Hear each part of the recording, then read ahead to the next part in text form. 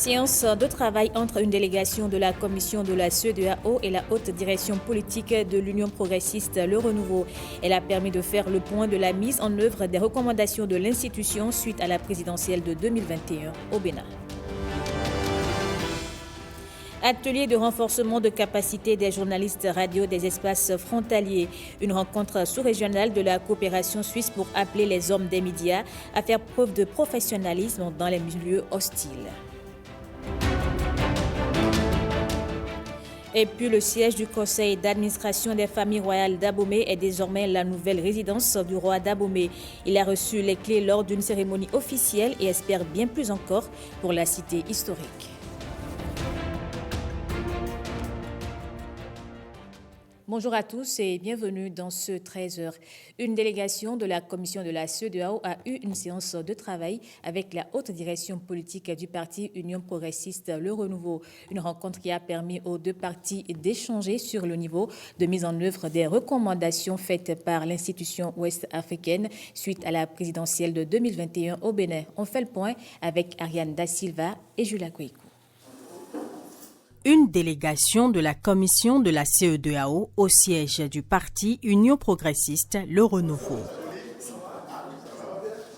Elle vient évaluer la mise en œuvre des recommandations de la CEDEAO suite à la présidentielle de 2021 au Bénin. Nous avons sollicité cette entrevue pour recueillir un peu vos sentiments sur un certain nombre de choses, notamment des recommandations qui ont été faites lors d'élections passées. Et à ce niveau, donc, dans le cadre de ce suivi, la commission de la CEDEAO a jugé nécessaire de dépêcher une mission pour écouter, assurer un peu le suivi de ces recommandations.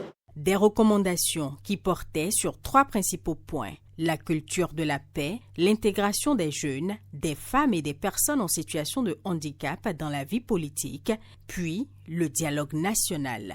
Nous pensons que ce dialogue est inévitable, qu'il est nécessaire. Et faire de telle sorte que l'inclusion soit effective dans le cadre de la vie politique.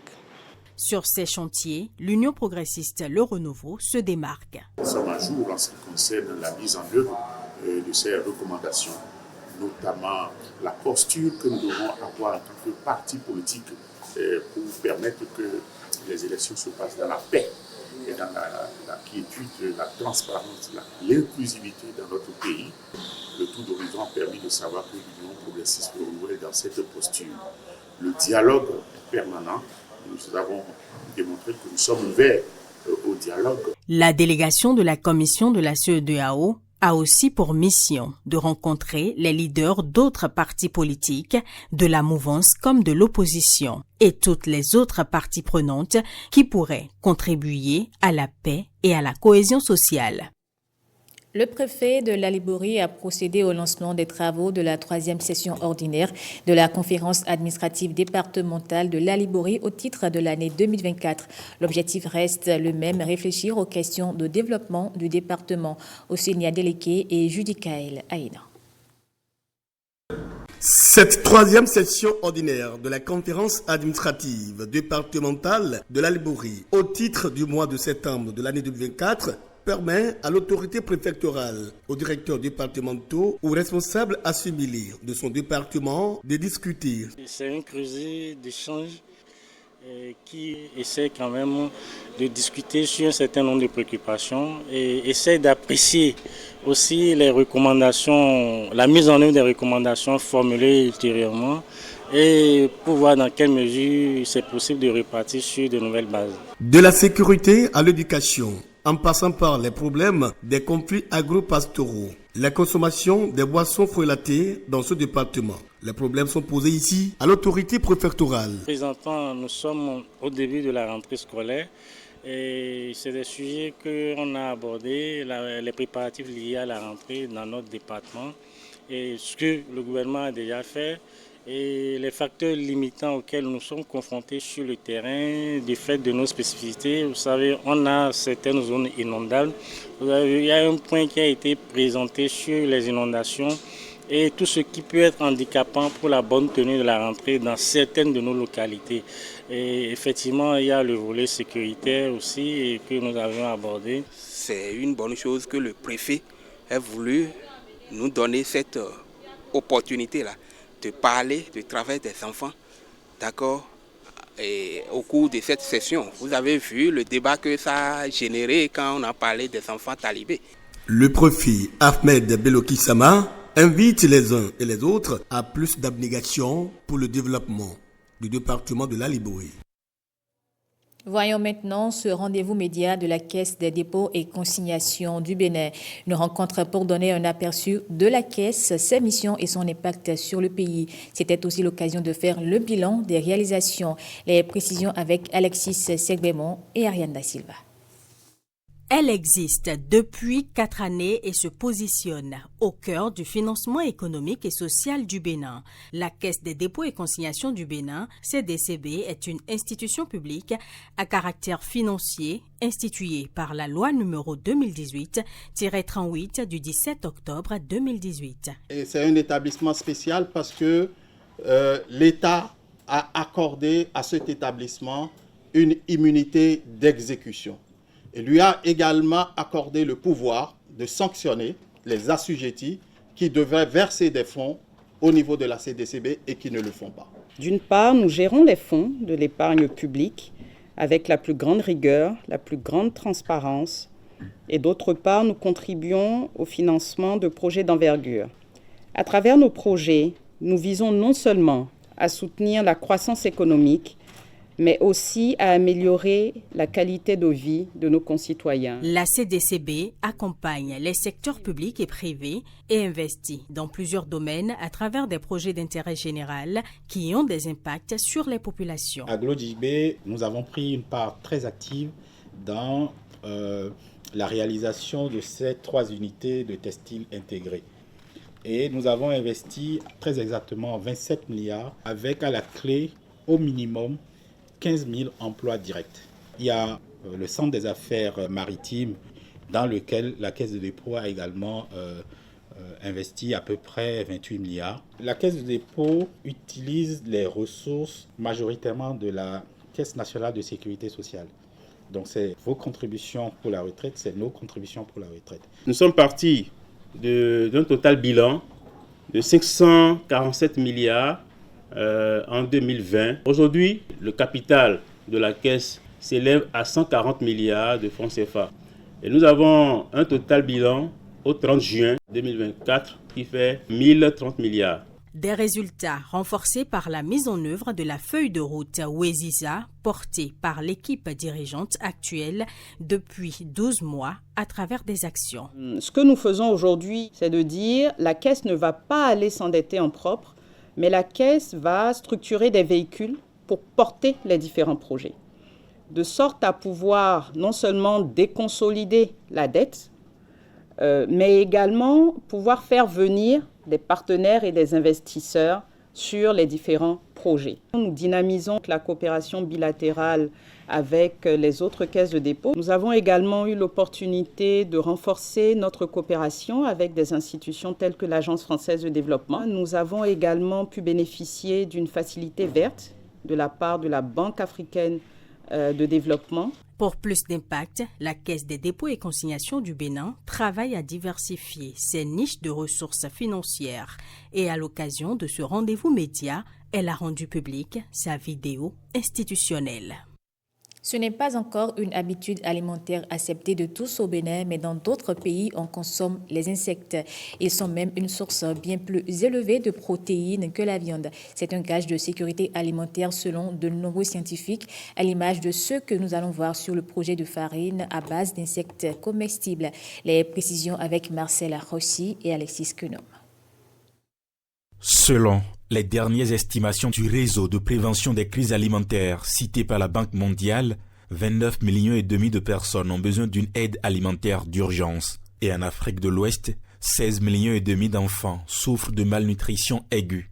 Mais depuis la faculté des sciences agronomiques de l'université d'Abomey-Calavi, un début de solution pour les couches vulnérables. Tout est parti de l'envie de résoudre de façon durable les problèmes d'insécurité alimentaire, en particulier la malnutrition chez les enfants et les femmes en âge de procréer. Insectes Sécu, le projet qui va proposer aux Béninois de la farine infantile à base d'insectes comestibles, est une approche à 3 volets développée par l'Union de chercheurs béninois et belges.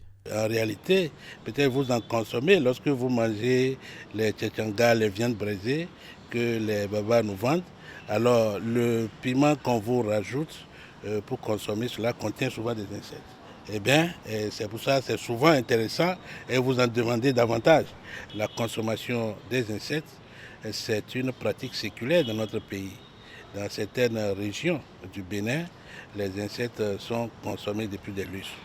Donc nous voulons mettre cela, n'est-ce pas, à profit pour développer des stratégies de diffusion de cette pratique partout dans le pays.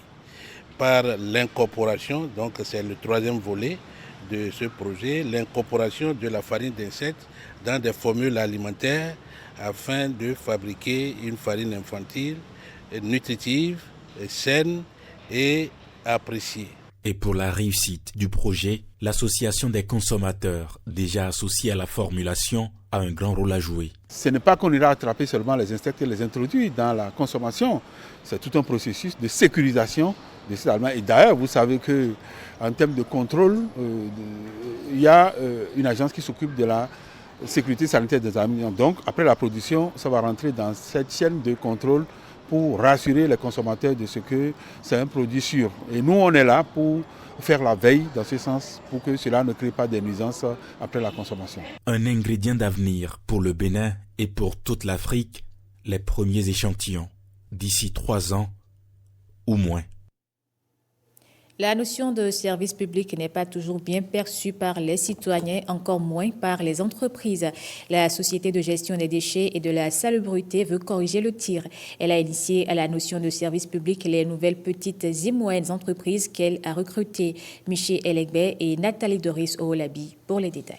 Ces petites et moyennes entreprises représentent la 2e génération des contrats avec la Société de gestion des déchets et de la salubrité du Bénin, SGDS. Pour éviter les éventuels malentendus lors de l'exécution des prestations, la société a décidé de mieux les aguerrir sur le contenu de leur cahier de charges avant le démarrage des activités.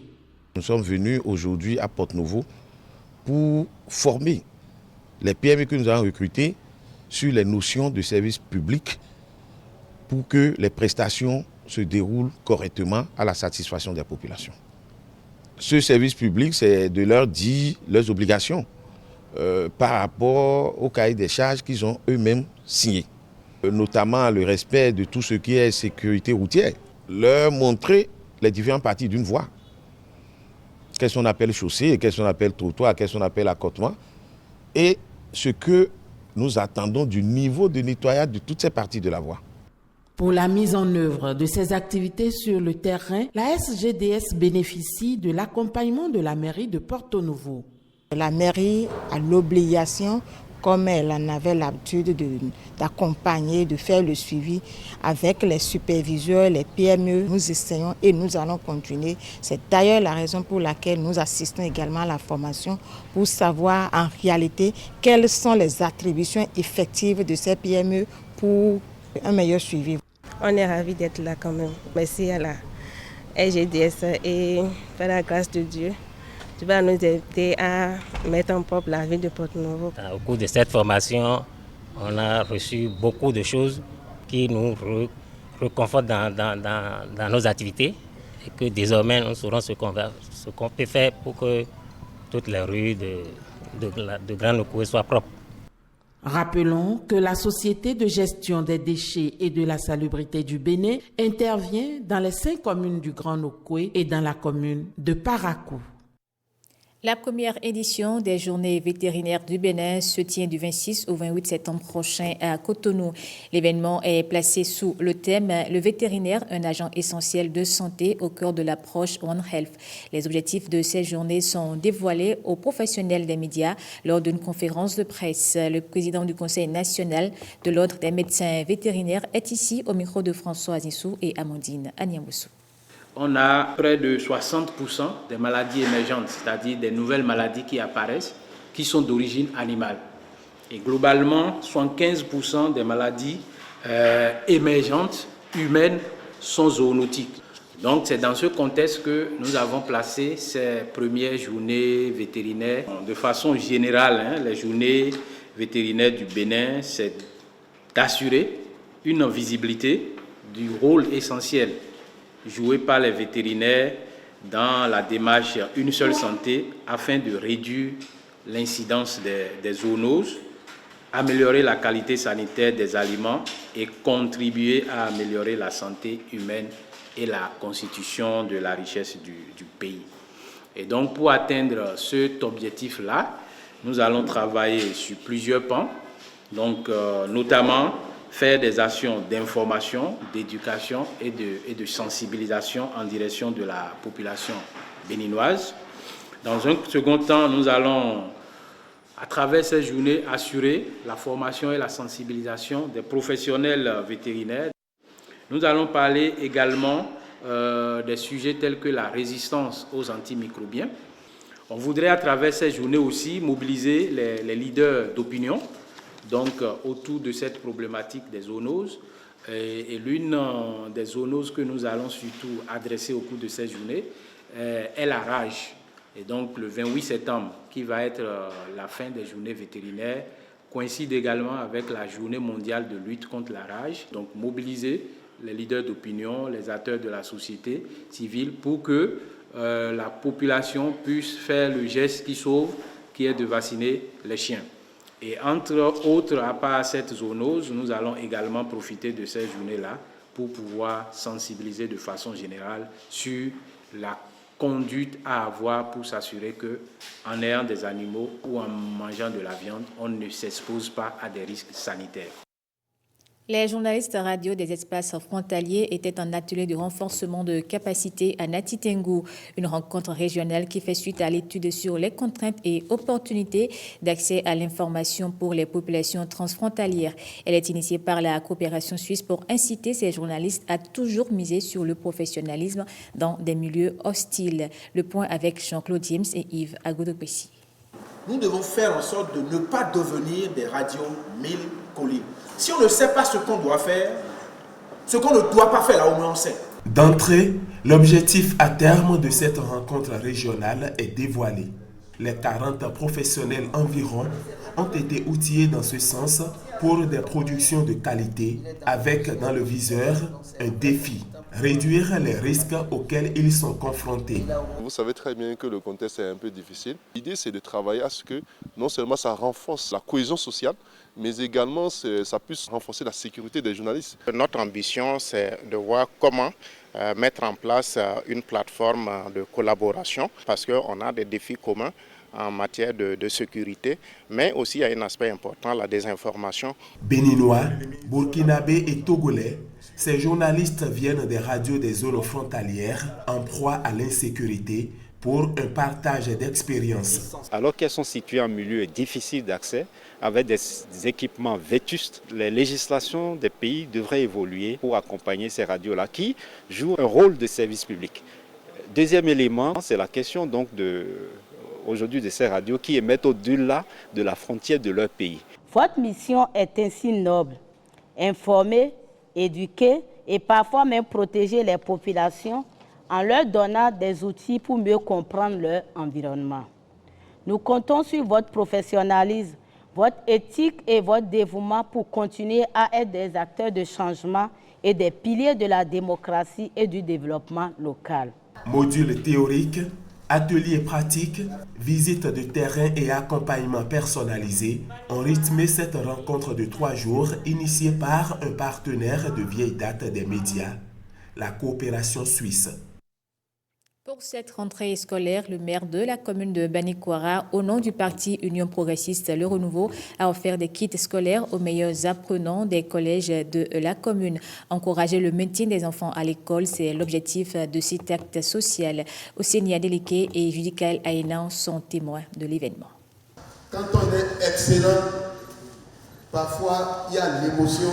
Quand on est excellent, il y a souvent ces honneurs-là. Bio Sarakotamou, maire de Banikwara, procède ici à la remise officielle des kits scolaires aux meilleurs élèves de tous les collèges publics et privés de la commune de Banikwara. Le travail, oui. Chers enfants, nous vous convions à travailler davantage. Nous vous convions à l'excellence.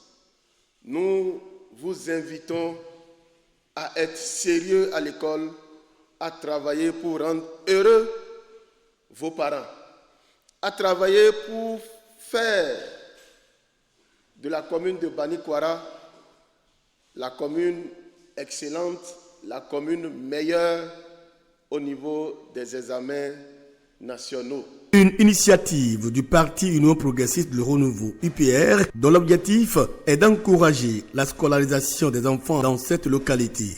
Les valeurs que défendent l'Union Progressiste Le Renouveau sont entre autres l'unité, le travail et la solidarité.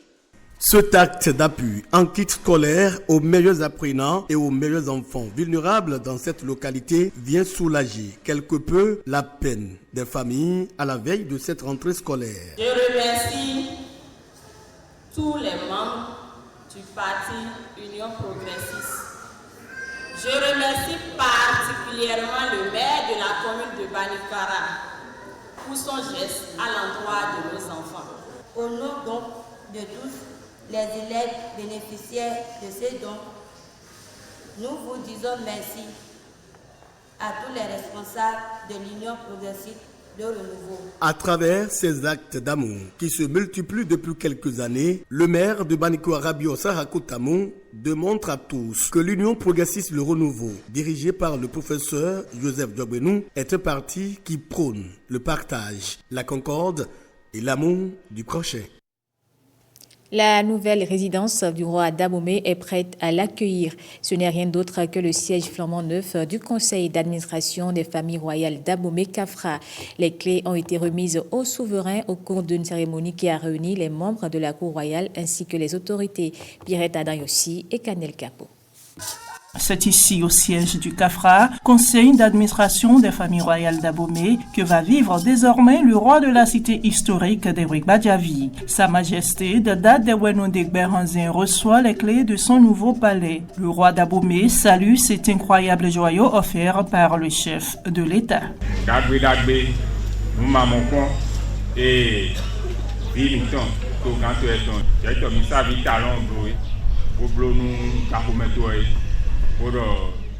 C'est du jamais vu. Cet acte que vient de poser le président Patrice Talon à l'endroit des filles et fils d'Abomey est louable. Je remercie tous ceux qui ont contribué à sa mise en œuvre. Mais nous espérons toujours le musée promis par le président de la République. Cela nous tient à cœur.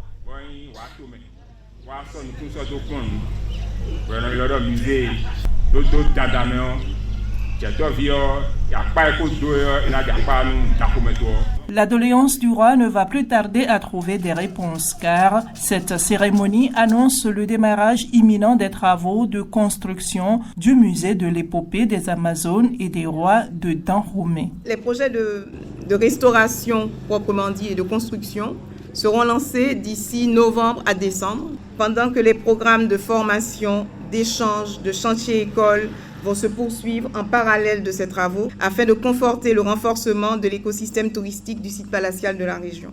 En attendant, l'infrastructure inaugurée allie modernité et vestiges royaux. L'organisation d'ensemble du palais est structurée autour de deux grandes cours. Il y a la première cour qui est la cour destinée au public, donc qui comporte la Djalala, qui est la salle de réunion. La Djalala est étendue également la salle d'attente, le secrétariat du roi et puis un bureau donc, du conseil d'administration. Nous avons la partie privée qui comporte trois composantes essentielles. Vous avez la résidence du roi et également des espaces verts, c'est-à-dire des arbres ont été plantés dans le site pour garantir un minimum de confort à l'ensemble. C'est le lieu pour moi de réitérer toute la reconnaissance et la gratitude du conseil communal et de l'ensemble de la population d'Abomey à son Excellence M. Patrice Talon, chef de l'État, pour sa vision singulière du développement et son attachement à révéler notre cité à elle-même, au Bénin et au monde, à travers nos patrimoines et nos cultures. Le désormais ancien siège du Palais Royal va accueillir le grand musée inscrit dans les projets phares du gouvernement.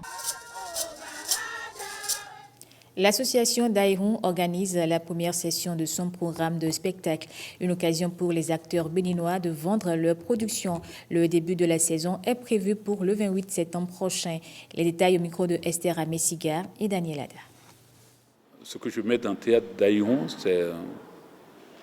c'est de créer l'environnement serein pour que nos spectacles, les spectacles qui sont créés au Bénin, et dans une certaine proportion, ceux d'ailleurs, soient joués dans des conditions optimales. Le programme, en septembre, il y a un spectacle, en octobre, il y a un autre, en novembre, il y a un autre, en décembre, il y a un spectacle, en janvier, il y a un spectacle, en février, en mars, en avril, en mai. Les dates sont affichées et ce sera toujours jeudi, vendredi, samedi. Faire mille différents, une écriture de Sophie Métenoué. Ce spectacle aura lieu en septembre. Après, il y a le spectacle de Jean-Louis. Après, moi-même, je vais jouer. Et en octobre, il y a le spectacle de M. Nouli Betor. Et il y a surtout aussi le spectacle Les Fantômes du Brésil dont on a parlé. Et c'est un spectacle qui part du texte de Florent Kouaouzoti, un roman que j'ai adapté et que les jeunes de Comé ont mis en scène. Voilà. Le théâtre se passe à la Bourse du Travail. Il y a la scène bien organisée et les acteurs et les actrices vont jouer là. C'est un lieu citoyen. Et le message, c'est d'être présent, de venir voir les spectacles, ce qui se passe. C'est-à-dire, pour faire du théâtre, il faut les spectateurs et les acteurs et les actrices. S'il n'y a pas de spectateurs, si on vient, il y a 0 spectateur, on ne joue pas.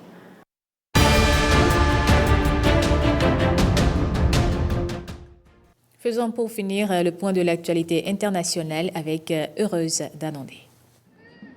Plusieurs centaines de manifestants sont rassemblés à Marseille, en France, pour dénoncer le gouvernement Macron-Barnier, alors que le Premier ministre doit annoncer en fin de journée la composition du gouvernement. Présent au milieu des manifestants, le leader de la France insoumise, Jean-Luc Mélenchon, martèle que M. Barnier et son gouvernement n'ont aucun avenir parce qu'il y aura toujours quelqu'un pour rappeler que ce gouvernement n'est pas légitime.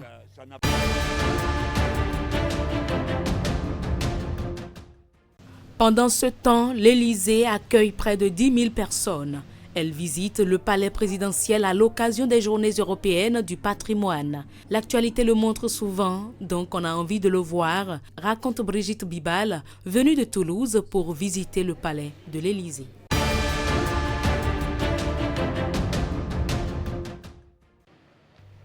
Présidentielle au Sri Lanka, les habitants ont voté ce samedi, 2 ans après une crise financière catastrophique qui a imposé au pays une cure brutale d'austérité largement impopulaire. Près de 70% des électeurs inscrits s'étaient exprimés 1 heure avant la clôture du vote, a-t-on indiqué à la commission électorale. Le président sortant du Sri Lanka a voté à Colombo. Âgé de 75 ans et à la tête du pays depuis 2002, il brigue un nouveau mandat avec pour seul programme la poursuite du redressement à marche forcée de l'île. Son challenger, Anura Kumara Dissanayaka, un des favoris du scrutin présidentiel et dirigeant d'un parti marxiste, ancien ministre de l'Agriculture, âgé de 55 ans, il est populaire dans le pays, notamment grâce à son engagement dans la lutte contre la corruption endémique, à l'origine de l'effondrement économique de l'île en 2022. Okay, thank you.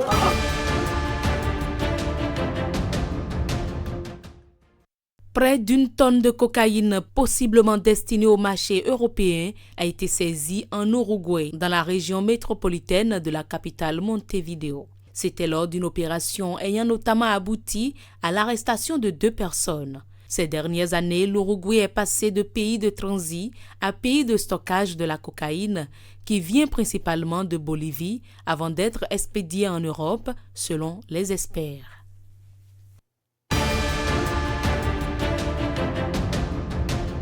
Et c'est la fin de ce journal. Merci à vous de l'avoir suivi.